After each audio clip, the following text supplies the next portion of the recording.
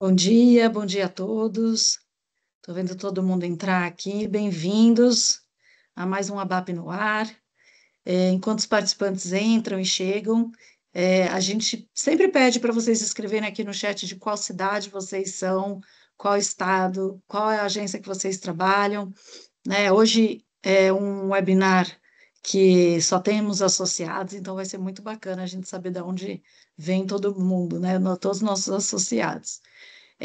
Quem puder abrir câmera, fique à vontade. É sempre um prazer poder interagir com vocês, pelo menos visualmente, por enquanto. A gente mantém aqui os microfones no mudo, só para a gente não ter interrupções na palestra, mas já já, depois do final, a gente abre, tá bem? Vou me apresentar primeiramente. Para quem não me conhece, sou Mariana Pagnoni, diretora executiva da BAP, e vou acompanhar vocês aqui nesse maravilhoso webinar com o Dr. Paulo Gomes essa manhã. O webinar de hoje, como eu falei, né, é só para associadas, os outros anteriores eles foram abertos para o mercado, né, mas mesmo assim vale a gente reforçar aqui o nosso posicionamento, que hoje somos, né, um espaço de articulação coletiva do ecossistema publicitário, e essas mudanças representam um novo movimento da BAP, que começou há mais de um ano para se adaptar a essas mudanças de mercado. Né? Nós nos tornamos uma associação muito mais plural, né? A partir desse momento, já temos associadas pelo Brasil inteiro, né? Grandes, pequenas. No nosso conselho também temos uma composição bastante plural, então estamos muito orgulhosos desse movimento, né? A BAP ela é muito comprometida com essas iniciativas que beneficiam todo o mercado, né? Não só as associadas, por isso que a gente faz os webinários abertos, mas quanto todo o mercado, uma conversa muito aberta com todos os players, né, do mercado publicitário e desse ecossistema, para o fortalecimento desse setor, né? E também a gente sempre preza pela sustentabilidade das agências, e esse webinar, né, que é o Guia de Orientação sobre Serviços Publicitários, que a gente vai falar hoje, é uma das ações que a gente fez, muito bacanas. A gente, além dessas ações, a gente faz eventos, além dos webinars, relacionamento ativo de Helgov e institucional com várias associadas. Fazemos também roadshows para as associadas, os próximos vão ser Sul e Nordeste. Então, quem é novo associado, a gente vai fazer uma reunião sobre a BAP para a gente bater um papo, a gente faz isso a cada semestre. Temos também muitos programas para o mercado de trabalho, que se chama ABAP Academy, formação de talentos e banco de talentos, né? E, enfim, temos aí um amplo trabalho a realizar e a gente fica super à vontade para quem quiser conhecer mais, para entrar em contato comigo, conosco, né? Mas o meu contato eu vou deixar para vocês. Aqui a gente tem alguns recadinhos antes da gente começar. Eu adianto, antes de apresentar o Dr. Paulo, podem interagir no chat, né? Nossas perguntas e respostas vão ser inicialmente todas pelo chat. Enquanto o Dr. Paulo está falando, podem mandar dúvidas, porque às vezes a gente esquece depois de perguntar, então podem mandar dúvidas, fiquem super à vontade. Este webinar está sendo gravado e vai ser disponibilizado para vocês depois e para todos os outros associados. E como eu falei, o microfone só está mutado agora, enquanto vai ter a exposição do Dr. Paulo. Queria apresentar um pouquinho agora, né, o Dr. Paulo, que acho que muita gente já conhece. Recebo novamente ele aqui, já participou de um webinar conosco. O Dr. Paulo é nosso grande parceiro da BAP, né? Nós lançamos esse guia em parceria com a Sinapro, feito por ele. Foi um trabalho árduo que a gente acompanhou aqui de pertinho. Então, fico muito feliz de fazer esse webinar hoje. Falar um pouquinho do Dr. Paulo para quem ainda não conhece. Ele é advogado formado pela Universidade de São Paulo, titular do escritório Paulo Gomes de Oliveira Filhos Advogados Associados, atuante nas áreas de direito de comunicação, propriedade intelectual, direito administrativo. Dr. Paulo também é professor da Escola Superior de Advocacia da OAB e consultor jurídico da BAP. Ele e a equipe dele que respondem diretamente às solicitações que a gente pede para vocês fazerem, né, pelo jurídico@bap.com.br. Então, ele está aberto para todas as associadas para consultas e existem descontos também sobre serviços, né? Eu acho que vale depois a gente colocar, a Carol, no chat, o e-mail de contato com a nossa equipe jurídica da ABAP para o apoio a vocês, que era o e-mail jurídico @ que eu contei agora. Bom, e eu queria agradecer imensamente a presença do nosso querido Dr. Paulo para esclarecer aqui as mudanças na lei de licitação de serviços publicitários. Estão muito bem detalhadas nesse guia que vocês estão vendo. É um guia digital que disponibilizamos para todas as nossas associadas, né? Foi feita uma publicação junto com o Sinapro, FENAPRO, que costumava a publicar esse material, e a ABAP entrou também como um apoio esse ano, e é uma fonte de consulta e referência para editais de serviços publicitários. Vocês vão ver que é um importante e rico material, né? E é exclusivo para associados, então, e gratuito. Então, para baixá-lo, só para avisar que nós enviamos na semana passada 2 e-mails, um com um link para o download e, por compliance, um e-mail separado com a chave de acesso. Caso vocês não localizem esse e-mail, podem escrever para esse e-mail que está aqui na tela, benefícios@abap.com.br, que a Carol, que está no chat, ou a Bruna, nossa gerente de relacionamento, vai ajudar vocês. Doutor Paulo, muito bom dia. Queria recebê-lo aqui de braços abertos, como sempre. E vou deixar aqui com você agora, mas vou também fazer a sua apresentação. Muito bom, Mariana, muito obrigado pela apresentação. Bom dia a todos. Bom dia, Carol, que está aí na coxia, né? É sempre um prazer conversar com os nossos associados e também para a administração pública. O porquê, né, inclusive, desse guia e desse trabalho que nós temos feito pela ABAP, pelo sindicato, em relação a licitações de serviços publicitários. Como vocês se recordam, antigamente as licitações, inclusive de publicidade, eram regidas pela Lei Geral de Licitações, que é a Lei 8666.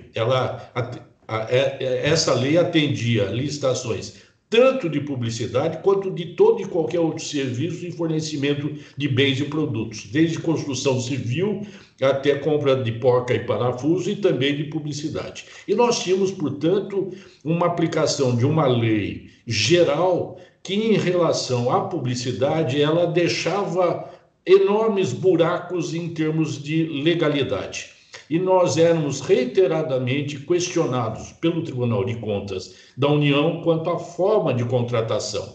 Tanto assim que isso deu ensejo a várias instaurações de procedimentos pelo Tribunal de Contas contra a própria SECOM da Presidência da República, que nós, ABAP, tivemos que entrar no procedimento administrativo como amicus curiae, que é uma figura jurídica em que um externo entra no processo para trazer informações para os julgadores daquele processo. E essa foi uma solução muito interessante, muito conveniente, porque com o acesso da ABAP no processo administrativo junto à SECOM, houve um julgamento de que havia absoluta regularidade na contratação de serviços publicitários pelo governo federal.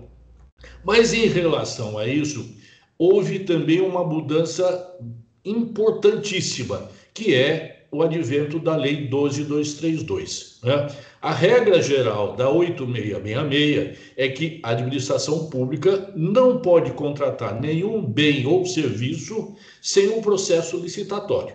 E todos nós sabemos que a atividade publicitária, a prestação de serviços publicitários para a administração pública ou para a iniciativa privada, ela não se restringe à atuação da agência de propaganda na criação de peças de campanhas. Ela também envolve fornecedores de serviços especiais e veículos de comunicação. E o questionamento lá atrás, durante a 8666, é que deveria, então, haver uma licitação também de serviços externos e de veiculação, o que era absolutamente inviável. Muito bem. Com o advento da Lei 12.232, isso se liquidou.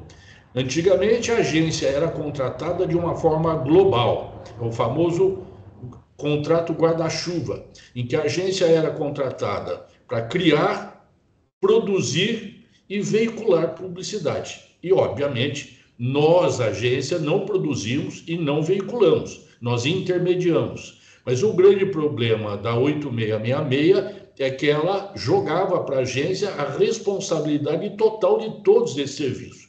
Como a agência não produz e como não veicula, ela tinha que subcontratar esse fornecimento de bens externos e a veiculação de mídia.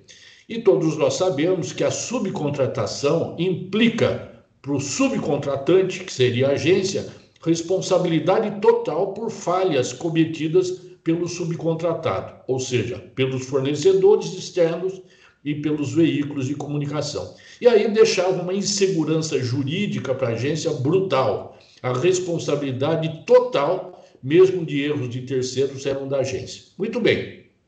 Com o advento da Lei 12.232, e nós vamos verificar daqui a pouquinho, nós verificamos que agora não mais isso ocorre. Existe a garantia absoluta, não só para a administração pública, como também para a agência, de que a forma de contratação da agência, dos fornecedores de veículos, está devidamente regulado por essa lei.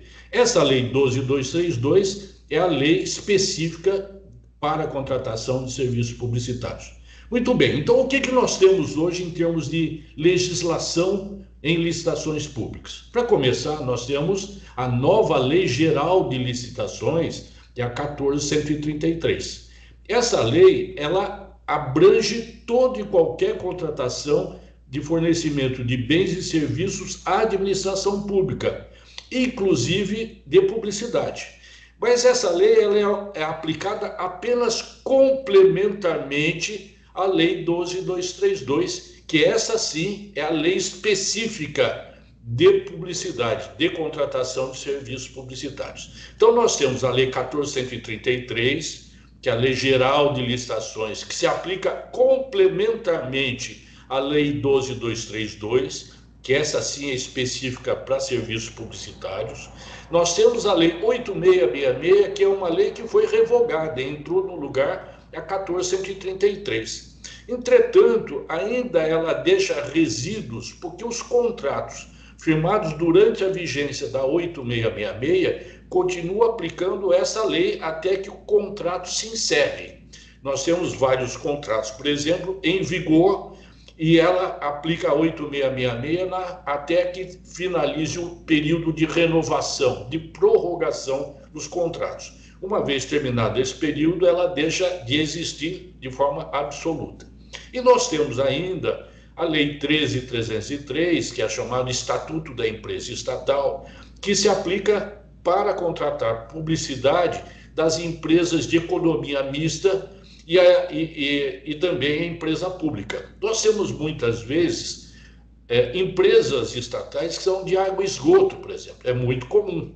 Então, a empresa de água e esgoto municipal, quando ela é uma empresa pública, ou mesmo que seja uma economia mista, a lei que regula a licitação é a 13.303, não é a 14.133, não é a 12.232, é a 13.303, que, por seu turno, utilizou intensamente de elementos da 12.232. Então, essa é a base que nós temos no dia a dia de nossa atividade publicitária, que vamos ter que nos submeter para atender a administração pública e empresas estatais. Então, o próximo slide. A base, de qualquer forma, da licitação de publicidade é a 12.232. Quando diz lá qual é a lei de regência da licitação, na publicidade não é a 14.133, é a 12.232. A lei 14.133 se aplica somente complementarmente à lei 12.232.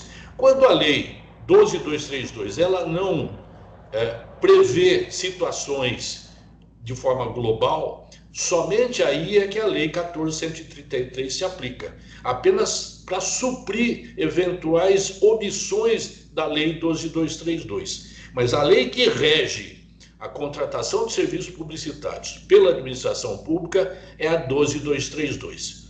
É por isso que, no direito, nós temos uma figura jurídica que quando há um conflito de normas entre normas legais, existe um entendimento seguinte: qual lei que se aplica? Se a lei 12232 diz uma coisa, a 14133 diz outra, qual dessas leis é que é aplicável? E nós vemos que aplicável é a lei 12232. E por que isso? Em direito, nós temos os chamados conflitos de normas legais, e o critério de interpretação, nós poderíamos dizer que são 3 tipos. O critério hierárquico é o seguinte: uma lei municipal não pode se sobrepor uma lei estadual e uma lei federal. Uma lei estadual não pode se sobrepor a uma lei federal. E a lei federal não pode se sobrepor à Constituição Federal. Então, essa é uma questão hierárquica de leis. O segundo critério é a cronológica. A nova lei pode alterar ou revogar a lei anterior. E o terceiro critério é o critério da especialidade. Uma lei especial se sobrepõe a uma lei geral. Por isso que a 12232, que é uma lei específica, especial, para a contratação de publicidade pela administração pública, quando há conflito com a 14133, se aplica a 12232. A lei 14133 é a lei geral de licitações, mas a 12232 é específica para a publicidade. Tá? Continuando. O próximo slide. Bom, então qual é o objeto da contratação de publicidade? Antigamente nós tínhamos um grande problema, porque a 8666 estabelecia lá no artigo 40 que deveria haver no edital o estabelecimento de quais os serviços que seriam prestados para a administração pública. Qual a quantidade dos serviços a serem prestados e qual o custo disso aí. Então nós tínhamos o objeto específico, o preço específico e a quantidade específica. Só que em propaganda nunca aconteceu dessa forma. O objeto da contratação é todo e qualquer trabalho publicitário necessário, conveniente para a administração pública. Ela, a administração pública, é que estabelece quais são as suas necessidades de comunicação durante a vigência do contrato. Então não há uma antecipação no edital de quais serão as campanhas, o que será gasto em cada uma e a sua qualificação técnica. Né? Por isso que a lei 12232, já no artigo 2º, ela define quais são os serviços a serem prestados pela agência. E aí é a solução. Em primeiro lugar, já no artigo diz o seguinte: a agência, ela planeja, ela estuda, ela concebe, ela planeja e ela cria a peça publicitária a ser produzida por terceiro. Então, a primeira fase, que é a agência que presta o serviço, é de concepção, de criação publicitária, de peças e campanhas. A segunda parte, que a agência não mais age em nome próprio, ela age em nome do seu cliente, administração pública, tal como ocorre na iniciativa privada, ela faz a intermediação e supervisão dos trabalhos realizados pelos terceiros fornecedores e pelos veículos de comunicação. Então, hoje, não há mais aquela subcontratação pela agência de produção externa e veiculação de campanhas. A agência apenas age em nome do cliente, intermediando a contratação desses fornecedores e veículos. Quem contrata fornecedor e veículo é o cliente público ou cliente privado. Por isso mesmo que esses fornecedores externos e veículos emitirão suas notas fiscais da sua remuneração contra o cliente, administração pública, ainda que aos cuidados da agência de propaganda. Então não há mais, reitera, uma subcontratação. E ainda a própria lei 12232 também amplia para dizer o seguinte: São atividades complementares, também intermediadas pela agência, a criação de produtos técnicos, né? Produção de filme, produção gráfica, produção sonora, produção digital, com a intermediação da agência. A mesma coisa, a agência vai intermediar a realização de pesquisas sobre o mercado, sobre o público-alvo, os meios de divulgação, e assim também a criação e desenvolvimento de formas inovadoras de comunicação. Veja bem que a agência de propaganda faz a intermediação. Nós temos que lembrar que essa pesquisa não é qualquer pesquisa. A lei estabelece especificamente que a pesquisa é sobre o mercado, o público-alvo, os meios de divulgação e etc. Muitas vezes nós somos consultados, por exemplo, um prefeito quer fazer uma avaliação, uma pesquisa de como o público vê se isso está dentro do contrato de publicidade. Não está. Não está. O que pode fazer sempre é o prefeito, a prefeitura, contratar esse tipo de pesquisas fora do contrato de publicidade. Ele pode fazer isso? Pode, mediante um processo licitatório específico. Dentro da publicidade, a pesquisa é somente sobre o mercado público-alvo e os meios de divulgação que divulgam as campanhas publicitárias.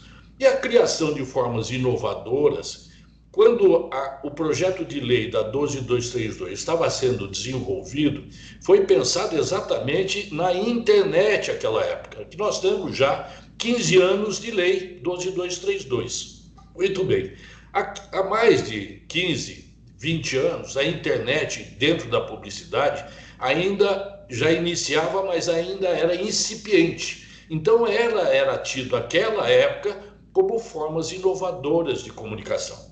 Hoje, obviamente, internet, redes sociais não são mais formas inovadoras, elas estão incorporadas à publicidade de forma total. O que existe de formas inovadoras são ferramentais que a área digital fornece por minuto, praticamente. Nós temos novidades quase todo dia, a quase toda hora. Essas são as formas inovadoras de comunicação, tá? Então, nós temos, deixando em síntese, a agência exerce duas atividades fundamentais. Ela cria propaganda e ela faz a intermediação na contratação de fornecedores externos e veículos de comunicação. Muito bem. Próximo slide. Quais são os serviços vedados no contrato de publicidade? Vê que isso, lá no parágrafo 2º do artigo 2º da 12232, já se estabelece que serviços publicitários no contrato de publicidade é apenas publicidade, sendo vedado qualquer tipo de outros serviços que não sejam publicidade, entre os quais, exemplificativamente, a lei fala, é vedado assessoria de imprensa, é vedado relações públicas, é vedado eventos festivos de qualquer natureza. Isso por quê? Porque anteriormente da lei 12232, tudo que não cabia em outra área jogava em publicidade. Contratava assessoria de imprensa via agência de propaganda, quando é evidente que não há necessidade da atuação da agência na contratação de jornalistas ou assessoria de imprensa.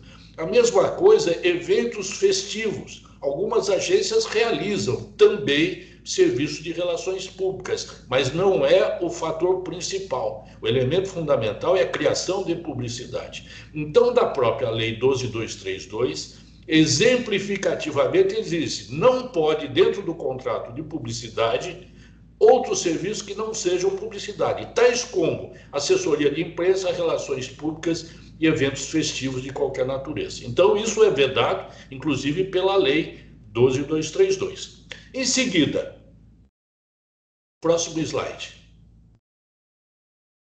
Eis que surge a lei 14.356, em 2022, que traz uma novidade de aplicação da lei 12.232 para outros serviços que não sejam publicidade. Utilizou-se a estrutura da própria lei 12.232 para dizer o seguinte: esse processo licitatório pode ser utilizado e tem que ser utilizado também para a contratação de outros serviços, quais sejam serviços de relação com a imprensa e serviços de relações públicas. Ora, se na Lei 12.232 proíbe esse tipo de serviço do contrato de publicidade, como é que ele aparece aqui com a 14.356? É simples. O processo licitatório, ele se aplica para a contratação de assessoria de imprensa e relações públicas, eventos festivos, mas não junto com publicidade. Então, nós temos o processo licitatório, com todas as características, né, sui generis, inclusive, da contratação de publicidade, também aplicável agora para assessoria de imprensa e relações públicas, e um terceiro que nós vamos ver, que são os serviços digitais. Então, só um destaque. Pode realizar a contratação de assessoria de imprensa pela 12.232? Pode, mas um processo licitatório à parte, distante da publicidade. Não pode juntar duas atividades no mesmo processo licitatório. A mesma coisa, relações públicas. Por isso que foi acrescido ao 12.232 dois artigos, o 20A e 20B, que diz exatamente isso.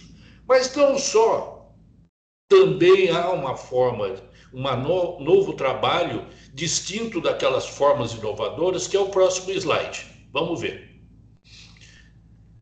A lei de assessoria de imprensa, relações públicas, também, essa nova lei que alterou a 12.232 diz o seguinte: serviços digitais deverão ser contratados mediante um processo licitatório da 12.232 igualmente distinto da publicidade. Então, nós temos serviços digitais que a própria lei define o que sejam serviços digitais para essa finalidade. E aí nós vamos ler aqui. São os serviços direcionados ao planejamento, criação, programação e manutenção de páginas eletrônicas da administração pública, ao monitoramento e gestão de suas redes sociais e à otimização de páginas e canais digitais para mecanismos de buscas e produção de mensagens, infográficos, painéis interativos e conteúdo institucional. Esses são os serviços digitais que a lei trouxe como novidade distinta da publicidade. Mas com um detalhe muito importante: esses serviços aqui, esses serviços digitais, não abrangem a veiculação ou contratação de espaço publicitário e nem mesmo de impulsionamento. Esse trabalho de impulsionamento e contratação de mídia digital, ele tem que estar dentro do contrato de publicidade. Então, nós já temos uma série de licitações públicas de serviços digitais específicos. Nós temos, inclusive, via BAP, via sindicato, colaborado com a administração pública, municipal, estadual, na elaboração de editais específicos para esse tipo de serviço. Nós já fizemos aí vários municípios do estado de São Paulo, inclusive fora de São Paulo, minutas de editais onde está bem estabelecido esses critérios de avaliação, que são bem diferentes da contratação de publicidade, porque nesses contratos, desses editais, já se estabelece uma estimativa de quais serão os trabalhos, diferente da publicidade, a quantidade desses trabalhos e o custo desses trabalhos. Então, são editais completamente diferentes da publicidade. A própria lei, portanto, a 12.232, também estabelece que esse tipo de serviço não abrange compra de espaço e tempo publicitário e também veda qualquer tipo de impulsionamento. Isso tem que estar no contrato de publicidade. Continuando. O próximo. Muito bem. Nós temos um anterior. Acho que é o 5. Então vamos. Depois desse, esse. Opa. Qual é o tipo de... Não, nós temos um outro aí. O 5, eu acho que ele pulou aí. Volta um pouquinho, Maria. Vou voltar aqui, doutor Paulo. Tá. Tinha o 5, que é... O senhor já falou da alteração? Eu já falei. Tá certo. Então, serviços digitais está junto com esse do 5. tá certo. Então vou para o 6. Muito bem. Tipos de certame para contratação.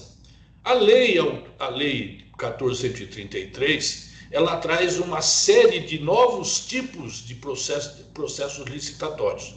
Mas lembrando que a lei 14.133, ela se destina a todos os demais serviços para contratação de serviços e fornecimento de bens. No caso de publicidade, a única possibilidade é através do tipo de avaliação pela técnica, melhor técnica, ou técnica e preço. Não existe qualquer outro tipo, né? Somente esse, melhor técnica ou técnica e preço. E aí nós vemos uma novidade também.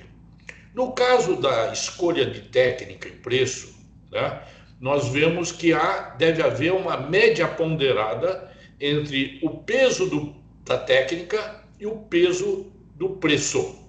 Então, antigamente que eu digo anteontem, o Tribunal de Contas do Estado de São Paulo, por exemplo, muitas vezes questionava o peso dado à proposta técnica, que era 70, e o peso dado ao preço, que era 30. Questionava o porquê dessa diferença grande. E nós sempre explicávamos para o tribunal e adotávamos isso nos editais, que no caso de publicidade há uma preponderância da técnica sobre o preço. Tanto assim que existe um outro tipo de avaliação que é a melhor técnica, onde o preço não entra. Por outro lado, como é que a agência é escolhida? É escolhida pela elaboração de uma campanha publicitária simulada, que é examinada por uma comissão de profissionais sob o aspecto eminentemente técnico. Portanto, o processo licitatório de serviço de publicidade prepondera a técnica. O preço ele é complementar. Agora, pela nova lei, a 14.133, isso já é mais patente, onde há um dispositivo da 14.133 que diz lá que serviço de notória especialidade, onde prepondera a intelectualidade, né, deve haver, assim, uma escolha, uma recomendação de adoção da técnica e preço. E aí, inclusive, ele indica que o peso da técnica deve ser no máximo de 70 e o preço, consequentemente, de 30.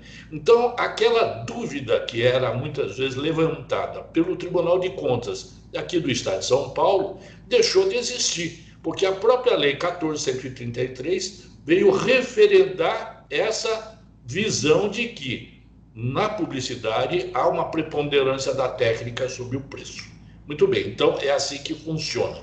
Agora, nós temos uma outra novidade. Se a escolha é pela melhor técnica, não há mais uma proposta de preço pelas licitantes. Porque antes, pela 8666, na melhor técnica, era assim. Havia proposta de preço, aquele que fosse vencedor da proposta técnica era o vencedor do certame, mas se ele não tivesse oferecido o menor preço, ele deveria adequar, equiparar a menor proposta de preço existente de uma agência classificada. Agora acabou isso.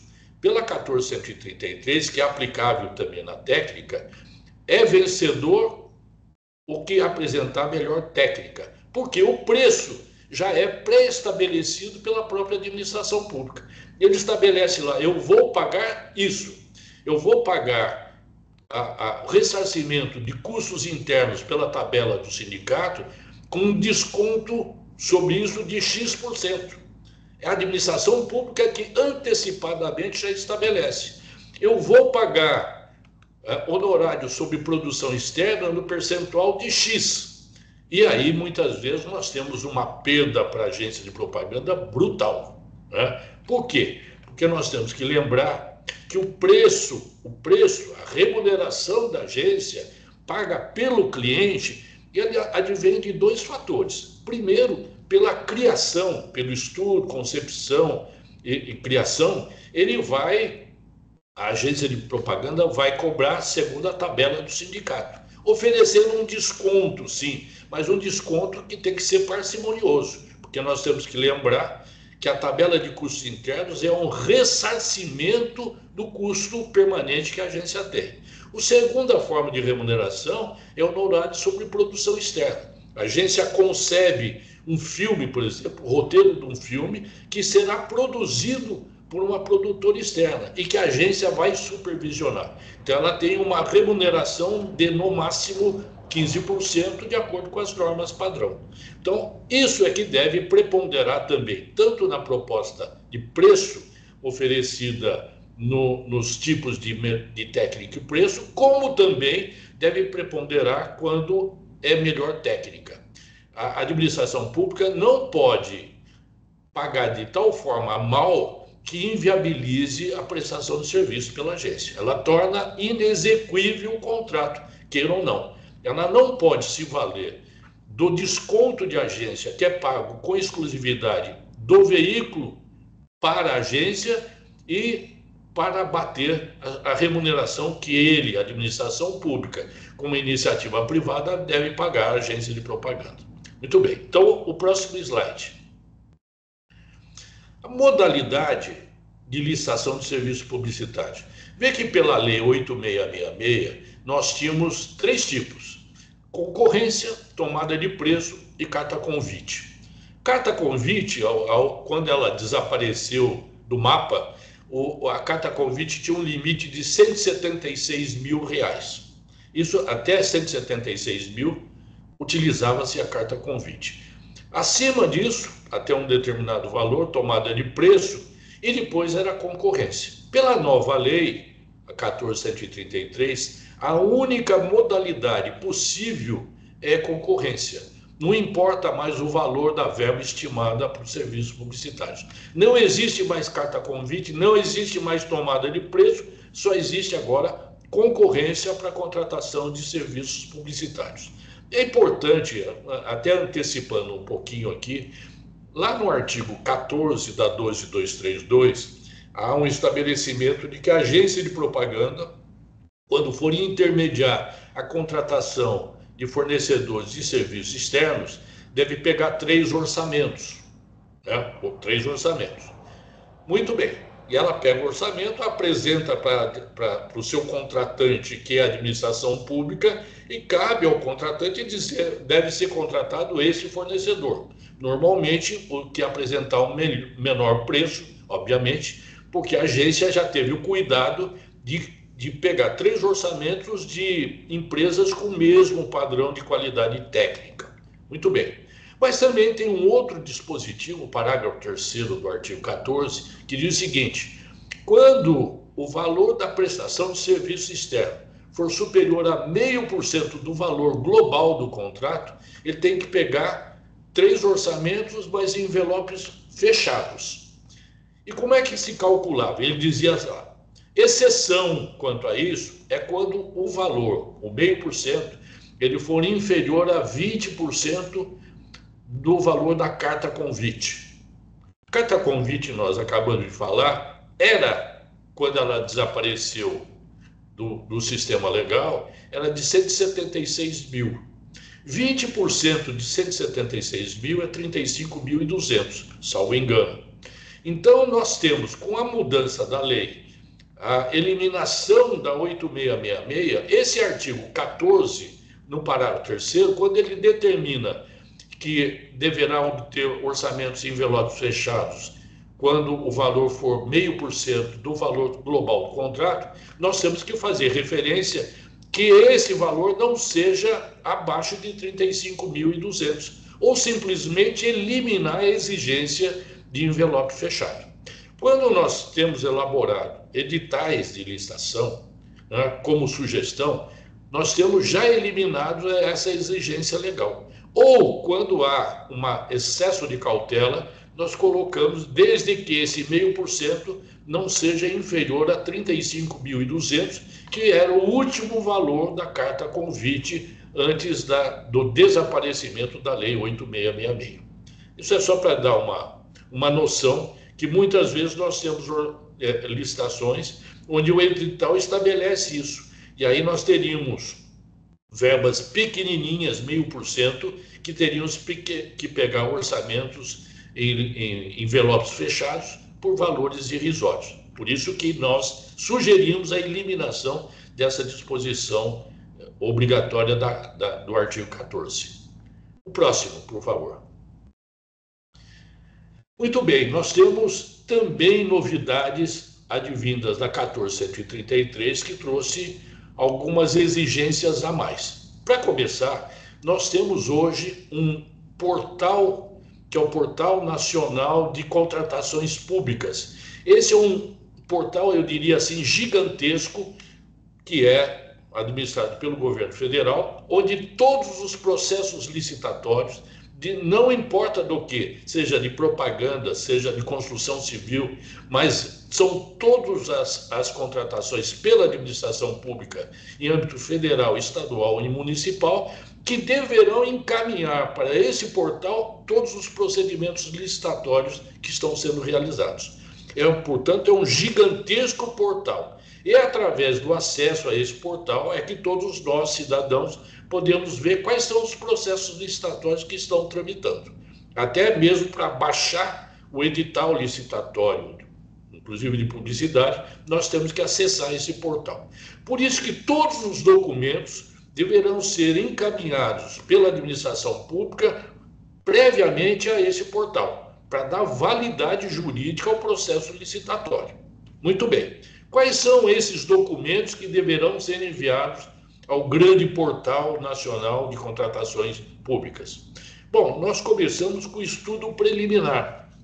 O estudo preliminar, na verdade, ele é uma apresentação da qual é o interesse público envolvido na contratação desse serviço. Qual é a melhor solução para atender essa necessidade da administração pública. Esse estudo técnico preliminar, ele deve ser muito bem elaborado, muito bem detalhado, porque ele é que vai dar base ao termo de referência, ao mapa de risco e ao edital propriamente dito. É o primeiro documento que deve ser muito bem elaborado, com muito cuidado, porque ele pode invalidar todo o certame se ele não for bem elaborado e com base legal. Logo em seguida vem o termo de referência. O termo de referência, ele é a base do que vem constar no edital licitatório, né? Então, lá ele vai estabelecer, por exemplo, qual é o objeto da contratação. Como nós vimos, é a prestação de serviços publicitários pela agência na criação e intermediação de fornecedores externos de veículos de comunicação. A descrição da solução é a contratação da agência de propaganda com base no artigo 1º da Lei 12.232, que estabelece lá o seguinte: contrato de publicidade só pode ser realizado através de agência de publicidade, vedado qualquer outro tipo de profissional. Tem que ser agência de propaganda. E mais do que isso, tem que ser agência de propaganda com certificado de qualificação técnica fornecida pelo SEMPE. Ainda dentro do termo de referência, tem que constar qual é a verba estimada para o contrato de forma global. Essa verba é obrigatória que se gaste? Não. Por isso que ela é uma verba estimada. Ela pode não ser gasta totalmente, como pode ser reduzida em até 25%, como pode ser aumentada em até 25%. Também estabelecido dentro do termo de referência. O prazo de vigência do contrato. Esse tem que estabelecer no termo de referência, porque ele vai impactar o edital, onde lá se é que vai estabelecer o prazo de vigência, que nós vamos falar um pouquinho mais para frente. E os demais condições de participação. Quem pode participar do processo licitatório? Quem não pode participar? Consórcio pode ser utilizado? Se não pode, tem que justificar por que não pode. Ou se for utilizar consórcio, também tem que ser justificado o porquê da adoção do consórcio. E o tipo de julgamento, vai ter que dizer, é pelo tipo melhor técnica ou pelo tipo técnica e preço. Então são disposições que o termo de referência, muitas vezes, ele é mais importante do que o próprio edital. Porque quando há determinados conflitos de interpretação, vale o termo de referência em relação ao edital, desde que isso conste expressamente desses dois documentos. O mapa de risco também é uma verificação da manutenção das mesmas condições originais. Não pode haver uma quebra de garantias para ambos os lados. Uma má elaboração do edital pode causar danos à administração pública, mas também danos à própria licitante que participou. E, por fim, o edital. E o edital deve repetir, de certa forma, o que consta do estudo técnico preliminar, o que consta do termo de referência e deve ainda conter a minuta do contrato administrativo. É muito importante que todos nós verifiquemos nos editais o contrato a minuta do edital do contrato de serviços publicitários. Por quê?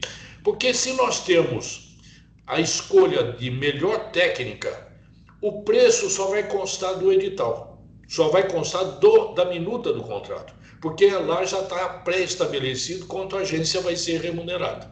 Então pode haver discordância entre as disposições do termo de referência, o edital e o contrato. Então é de fundamental importância que a gente verifique isso. Nós já tivemos aqui em São Paulo, por exemplo, o próprio Detran, que estabeleceu uma regra de remuneração da agência.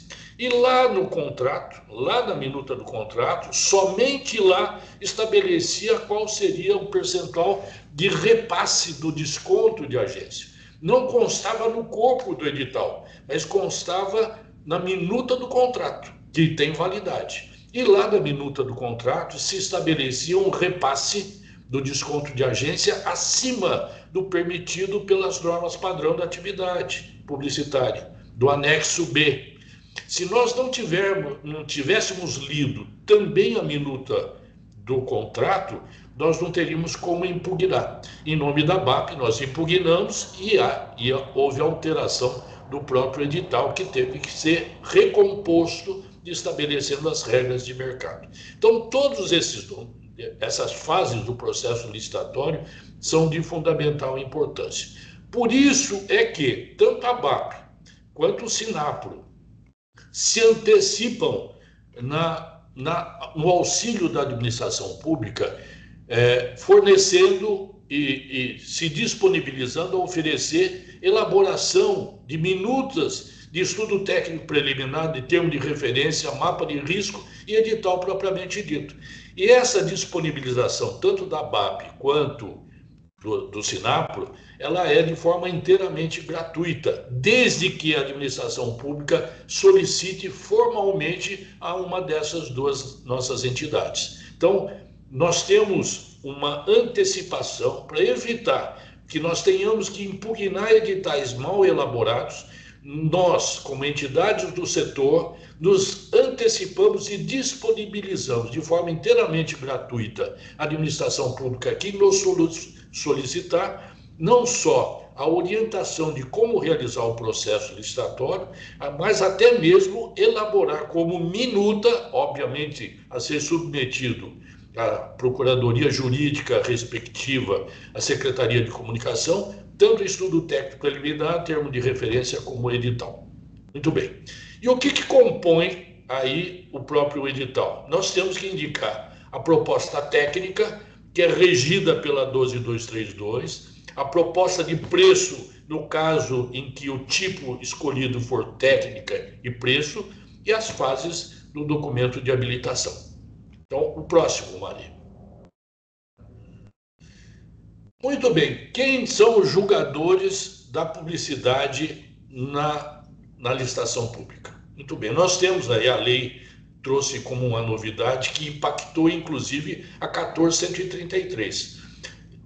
A proposta técnica ela vai ser avaliada por uma subcomissão técnica e, nos termos da 12232, composta, no mínimo, por 3 profissionais que tenham um curso superior na área de publicidade, marketing ou comunicação, ou que atuem na área. Muito bem. Para começar, nós temos que pensar que esse é um ponto essencial. Nós temos muitas e muitas vezes uma avaliação de propostas técnicas examinadas por profissionais sem o gabarito necessário para fazer uma avaliação. Erra esses profissionais por falta de tarimba, por falta de conhecimento técnico, por falta de qualificação técnica, fazer uma avaliação de uma proposta técnica sem justificar adequadamente o porquê que está dando aquela pontuação para cada uma das licitantes. Ou muitas vezes fazendo uma apresentação de avaliação onde há uma avaliação praticamente igual entre concorrentes, mas as pontuações não batem. Então nós temos erros crassos por falta de qualificação técnica desses profissionais. Por isso que é de fundamental importância que a administração pública, ao indicar, ao compor uma relação de no mínimo 9 profissionais, com vínculo e sem vínculo com a própria administração pública, credencie profissionais gabaritados. É obrigação da própria administração pública, portanto, verificar os nomes desses profissionais que poderão compor a subcomissão técnica. E a própria lei também estabelece o seguinte: deve haver, no mínimo, 1/3 de profissionais para compor a subcomissão técnica sem vínculo com o ente público que realiza a licitação. Então, dos 9, deverão ter, no mínimo, 3 de fora. Entretanto, nós temos, no Brasil inteiro, prefeituras, pequenas prefeituras, câmaras de vereadores de pequenas cidades, onde não existem profissionais de comunicação. Não existem. Então, nesse caso, quando a lei estabelece que deve haver, no mínimo, 1/3 de profissionais sem vínculo, o que ela quer dizer também é que, se não tiver profissionais com vínculo, ele poderá credenciar profissionais de fora, inclusive todos. Nós já tivemos aqui no estado de São Paulo várias prefeituras, várias câmaras de vereadores que solicitam a procura de profissionais somente sem vínculo com a prefeitura ou com a Câmara Municipal. Então, não vou dar nome aos bois, mas nós tivemos que sugerir que eles verificassem profissionais sem vínculo nenhum com a prefeitura e justificando o porquê. Não existe profissionais dentro com vínculo com a prefeitura ou com a Câmara, por isso, nos termos da lei, nós convidamos e credenciamos profissionais sem vínculo. E aí a responsabilidade é maior, inclusive, da administração pública, porque ao credenciar, ela tem que saber que esses profissionais devem ter qualidade técnica e condições plenas de fazer uma avaliação e julgamento de uma licitação pública. Muito bem. E aí nós temos um outro item que de vez em quando nós temos um certo conflito, principalmente com a Procuradoria Jurídica de alguns municípios. Nós desaconselhamos o chamamento público para a participação da relação de profissionais que comporão a subcomissão. O que é isso? O chamamento público é o seguinte: publica-se um edital dizendo o seguinte: aqueles que tiverem curso superior ou que atuarem no mercado poderão se inscrever na relação a ser sorteada para compor a subcomissão técnica. Então, aqueles interessados que tiverem curso superior ou que atuarem no mercado poderão se inscrever. Nós não recomendamos, pelo contrário, nós desaconselhamos que faça esse tipo de chamamento público. E por quê? Primeiro, porque a lei não obriga. O que a lei estabelece, lá no artigo 10, é que esses profissionais deverão ser credenciados. E esse credenciamento não é obrigatoriamente através de chamamento público. Compete à administração pública convidar profissionais de dentro, com vínculo, e profissionais de fora, sem vínculo. Outro aspecto é que, muitas vezes, o profissional que vai atender o chamamento público é um recém-formado em comunicação. Saiu da faculdade ontem, não tem conhecimento nenhum, não tem experiência nenhuma, principalmente para julgar uma campanha publicitária, ainda que simulada, realizada por uma agência de propaganda que tem gabarito para apresentar. Então, nós temos uma queda de qualificação técnica nesses chamamentos públicos. E isso tem ocorrido reiteradamente, Tanto assim que depois, em fase de recurso, ou tem que derrubar o processo licitatório, ou através mesmo de judicialização, demonstrando que esses profissionais não tinham gabarito para julgar uma campanha simulada. Então, nossa recomendação é que o credenciamento desses profissionais sejam feitos diretamente pela administração pública que realiza o certame. Próximo slide. Muito bem. Quem é que julga o processo licitatório? Então, nós já vimos que no caso de julgamento da proposta técnica, quem julga é a subcomissão técnica. Muito bem, uma vez julgado, publicado, cabe recurso das licitantes. Neste caso, em se tratando de matéria técnica, a comissão permanente ou comissão de contratações, ela não tem, como regra, conhecimento técnico. Então, ela é obrigada a pedir subsídios para a subcomissão que julgou, né? Para dizer, olha, entendemos que deve ser acolhido esse recurso ou não deve ser acolhido por tais motivos, por tais fundamentos técnicos. Normalmente, a comissão permanente, a comissão de contratação, acompanha a recomendação da subcomissão técnica, tá? E julga. Então, nós temos quem julga proposta técnica é a subcomissão técnica. Quem julga recursos contra a decisão da subcomissão técnica é a comissão de contratações. Então, ela ratifica ou altera a decisão da subcomissão técnica. Também a comissão de contratação é que julga a proposta de preço e que julga a habilitação.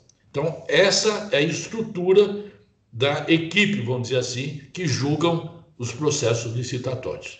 Continuando.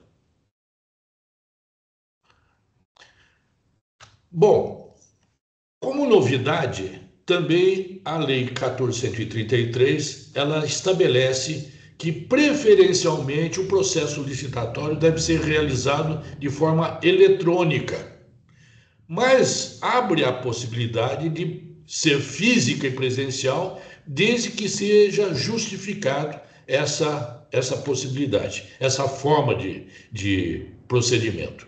E nós recomendamos que ainda nós não temos estrutura, plataformas seguras na grande maioria dos municípios brasileiros. Nós não temos.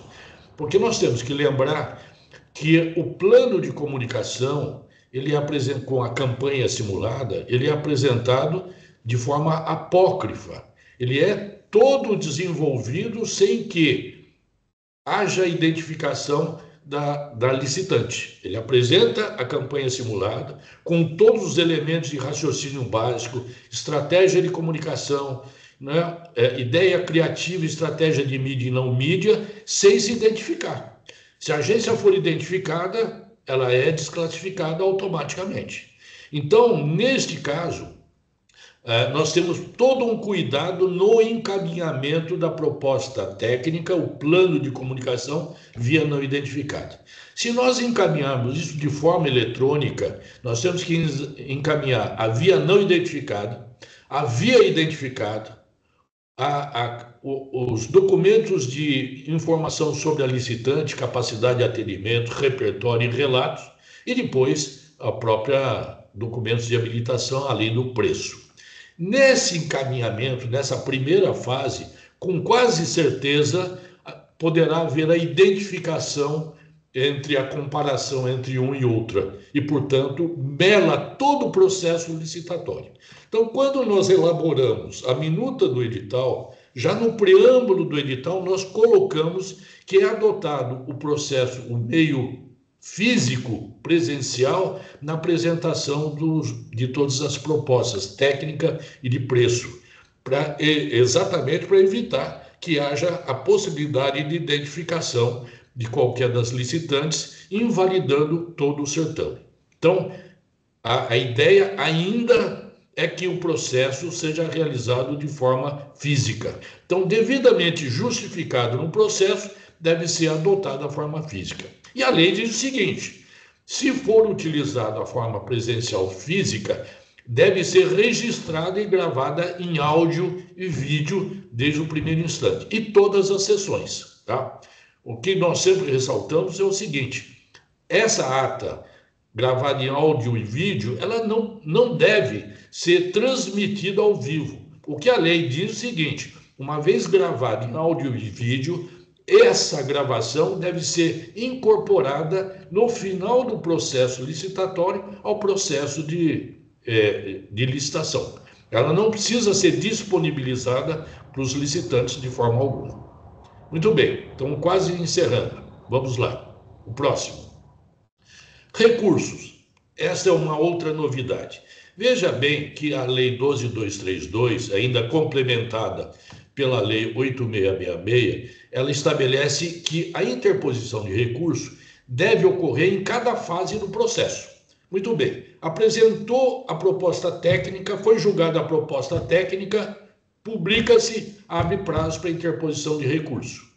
Julgado o preço, publicado o resultado, abre o prazo para interposição de recurso. E, por fim, documentos de habilitação. Julgados os documentos de habilitação, decidido, abre prazo para recurso. Essa disposição está no artigo 11 da 12.232, ou seja, cabe interposição de recurso em cada fase. No caso da 14.133, primeiro que reduziu para 3 dias, que esse prazo de 3 dias úteis vale tanto para 12.232 quanto para 14.133. Só que ali diz o seguinte: a interposição de recurso deve ser realizada somente depois da fase de habilitação. Julgou a proposta técnica, a licitante deve mencionar o interesse em recorrer, sob pena de preclusão. Ela diz: eu quero recorrer, mas ela não recorre. Aguarde. Julgou proposta de preço, a licitante diz: eu quero recorrer, mas não recorre. Aguarda habilitação. Julgou a habilitação, todos podem entrar com recurso, desde que tenha mencionado seu desejo de interpor recurso.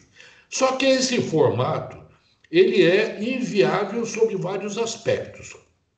Primeiro lugar, porque nós vamos ver que uma agência, por exemplo, que foi desclassificada já na proposta técnica por identificação, ela não poderia continuar no certame. Então, ela vai continuar no certame, vai recorrer somente depois da habilitação, quando já se identificou todas as licitantes, o que pode, inclusive, tornar nulo o processo licitatório. Então, esse é um primeiro ponto essencial. Mas o principal é que, adotando lá a interpretação da especialidade, nós vemos que a 12.232, que é a lei específica de licitação, estabelece esses três momentos de interposição de recurso. Julgou a técnica, cabe recurso; julgou preço, cabe recurso; julgou a habilitação, cabe recurso. Então, nós recomendamos que a adoção do processo de interposição de recurso é a que consta da 12.232, porque é uma lei especial, que, portanto, se sobrepõe à lei geral, que é a 14.133. Tá? O próximo, por favor. Bom, nós pode pular para a próxima, já esclareci isso. Bom, duração dos contratos de publicidade. Lembra que a 8.666 estabelecia que os contratos poderiam ser prorrogados até 60 meses. Excepcionalmente, com base no parágrafo 4º do artigo 57, mais 12 meses. Excepcionalmente, devidamente justificado. Muito bem. Então, antes da 14.133, os contratos poderiam ser prorrogados 12 meses e daí para frente, a cada ano, se tivesse verba, interesse da administração pública, poderia ser prorrogado até o limite de 60 meses e, eventualmente, excepcionalmente, mais 12 meses. A nova lei 14.133, ela trouxe uma novidade, que essa prorrogação pode chegar a 10 anos, ou seja, 120 meses. Pode até ter um primeiro contrato de 5 anos, né? Desde que o orçamento seja plurianual e que se demonstre que essa vantajosidade existe pelo fato de ser um contrato de 5 anos. Mas ele só será de 5 anos se a cada ano houver dotação orçamentária suficiente. Se não tiver orçamento para o ano que vem, ele não é prorrogado.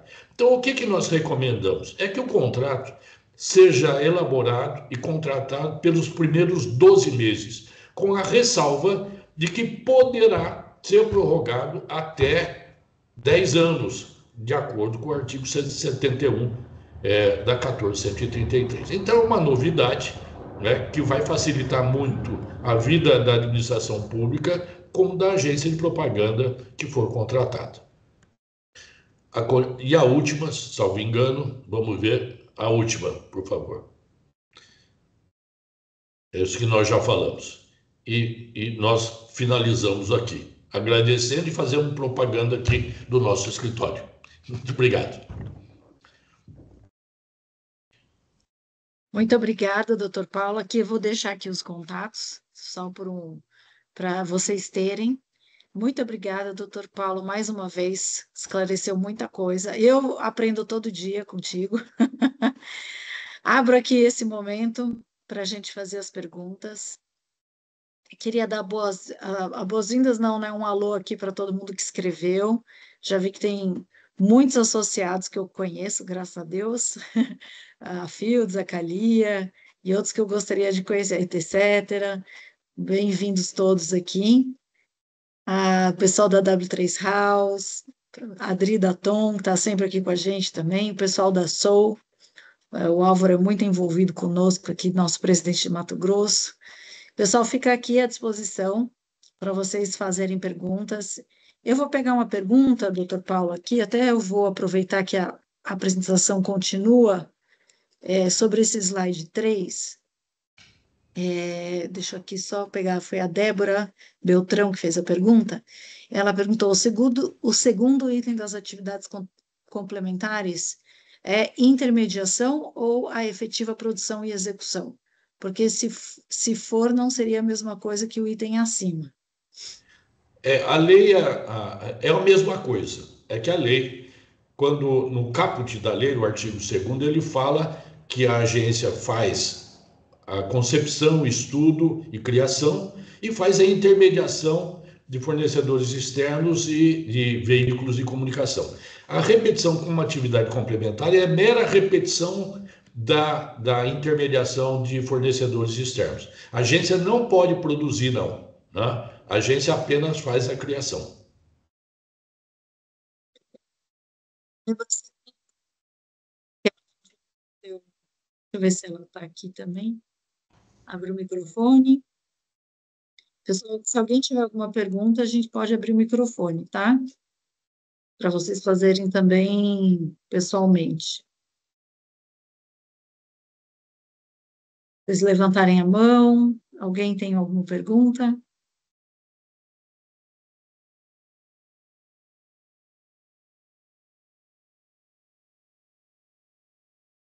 Pessoal, primeiro, essa fila, né?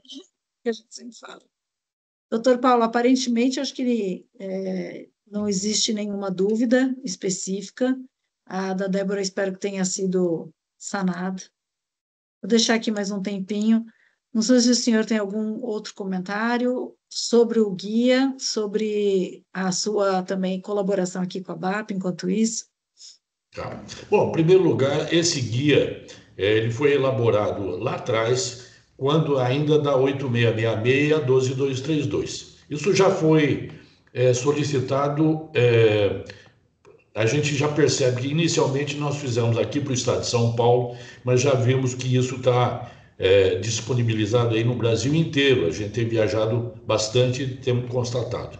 E essa nova versão, ele adota as alterações que a 1433 trouxe.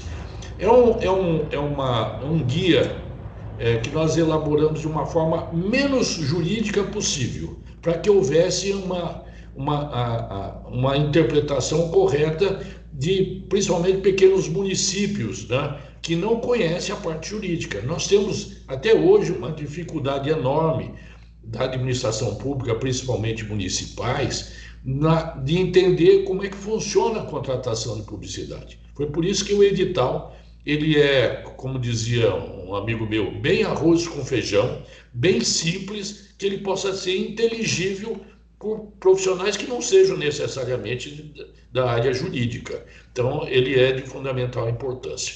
Agora, uma coisa que nós temos notado, e aí as agências podem colaborar também com as administrações públicas, é disponibilizar ou informar para a administração pública de seu relacionamento que a BAP está aberta a orientar na elaboração de um processo licitatório, de forma inteiramente gratuita, né? O que deve fazer é que a administração pública deve oficialmente solicitar à BAP essa orientação, né? E nós damos toda orientação, não só na elaboração desses documentos, não, até mesmo no acompanhamento. Muitas e muitas vezes nós somos consultados pela própria comissão quanto a perguntas e respostas que nós ajudamos a elaborar a resposta quando o processo licitatório adotou esse modelo padrão que nós elaboramos. O que ocorre de vez em quando é que nós fornecemos o modelo e há uma mudança brutal dentro do modelo. Se ele houver essa mudança, nós não vamos atender, porque muitas vezes pode haver conflito de interpretação. O modelo que nós estamos dizendo não é imutável, mas se houver mudanças, ele deve ser compatível com as disposições legais que regem o processo licitatório.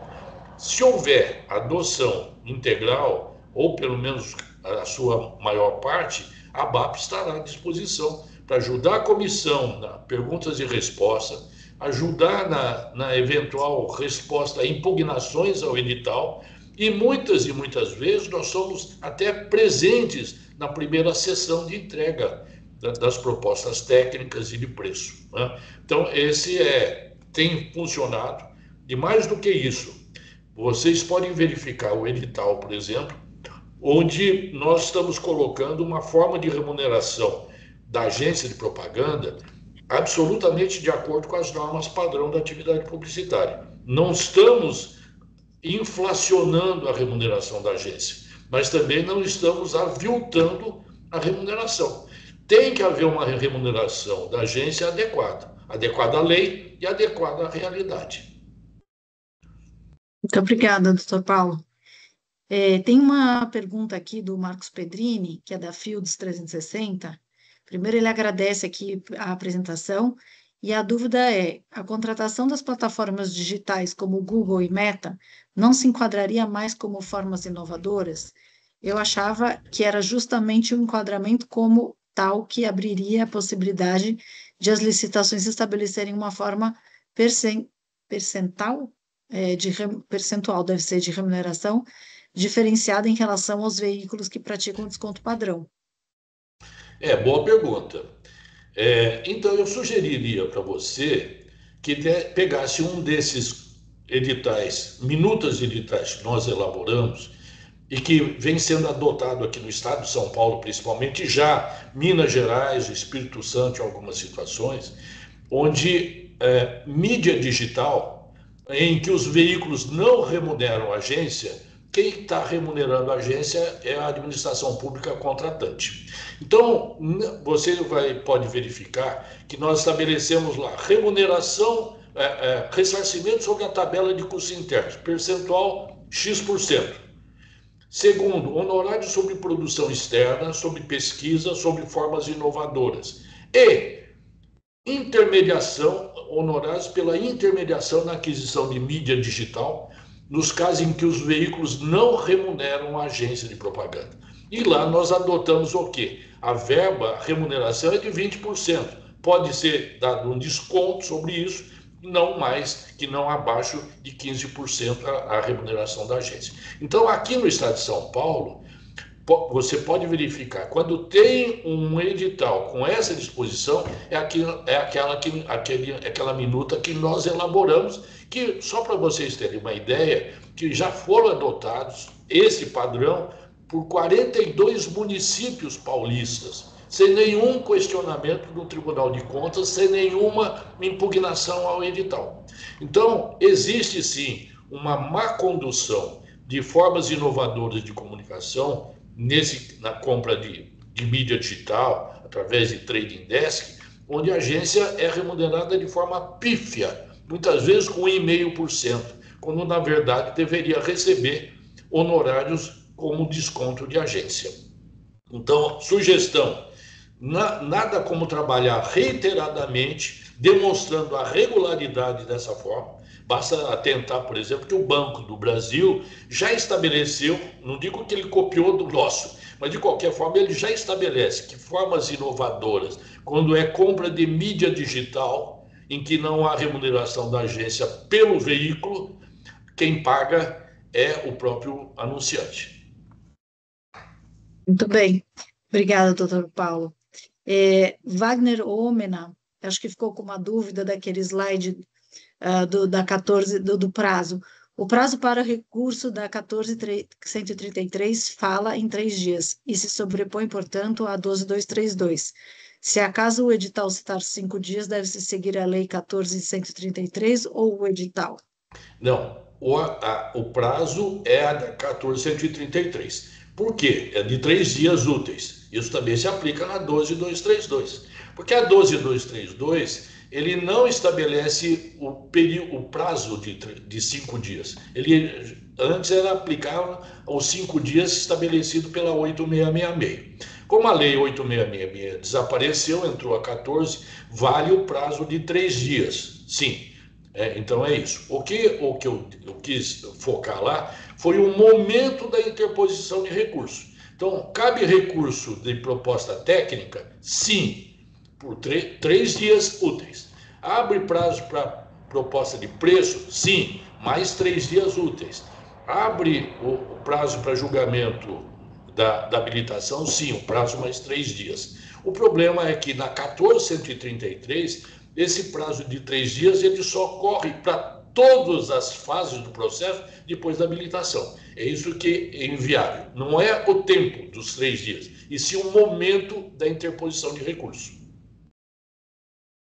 Bem, tem uma perguntinha aqui também que eu acho que ficou uma dúvida da própria Débora que escreveu antes, se já estão sendo realizados processos de entrega de licitação de forma eletrônica. Acho que a gente falou, não sei se... Na verdade, o processo eletrônico, nós tivemos Banco do Brasil, Petrobras, que funcionou muitíssimo bem. Mas eles têm plataforma gigantesca, muito bem elaborada, e não houve nenhum problema. Nós tivemos, sem dar nome aos bois, aqui no estado de São Paulo, uma tentativa de um órgão estadual, onde tentou o processo eletrônico e não deu certo. Né? Teve que anular, cancelar e abrir um processo presencial.